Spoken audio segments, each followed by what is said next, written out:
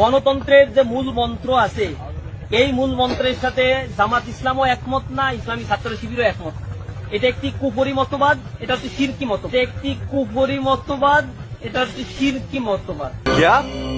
क्या बक रहे हो मादरचोद? এটা একটি কুফরি মতবাদ, এটা হচ্ছে শিরকি মতবাদ। Hey, y'all come look at this. হালাল গণতন্ত্র যে হালাল না, এটা হারাম, এটার জন্য কোরআনের তো আয়াত থাকতে হবে। হারাম তো আপনি আমি নিজের মতো করে সাব্যস্ত করতে পারবো না।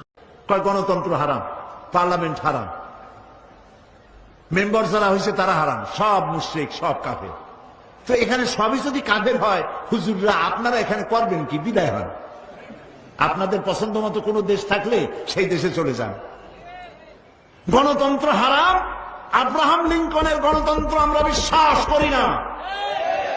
আমরা বিশ্বাস করি ও আমরুহুম শুরা বাইনাহুমের, আল্লাহর দেওয়া গণতন্ত্রের বিশ্বাস করি। গণতন্ত্র হারাম। তাহলে সরকার বদলের সিস্টেম কি বলো? জবাব দাও। একটা সরকারকে পরিবর্তন করার জন্য, ইচ্ছেমাফিক সরকারকে আনার জন্য সিস্টেম কি?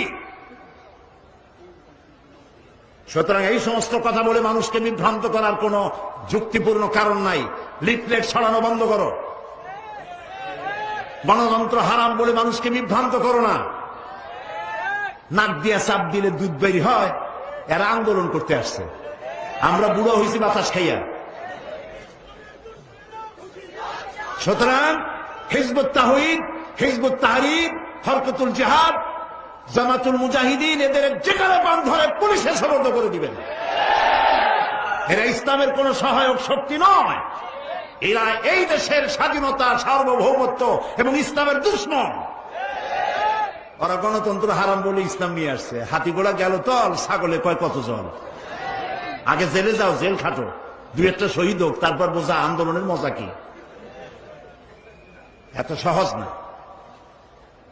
সেই জন্য আপনারা আপনাদের যুবক সন্তানদেরকে ঠেকাবেন, অতি উৎসাহী হয়ে যেন এই সমস্ত খারাপ সংগঠনের সাথে মিলে গিয়ে দেশের সর্বনাশ না করে, এই শান্তিপূর্ণ পরিবেশকে যাতে সর্বনাশ না করতে পারে, সকলের চোখ সেই জন্য উন্মুখ হয়ে থাকতে হবে।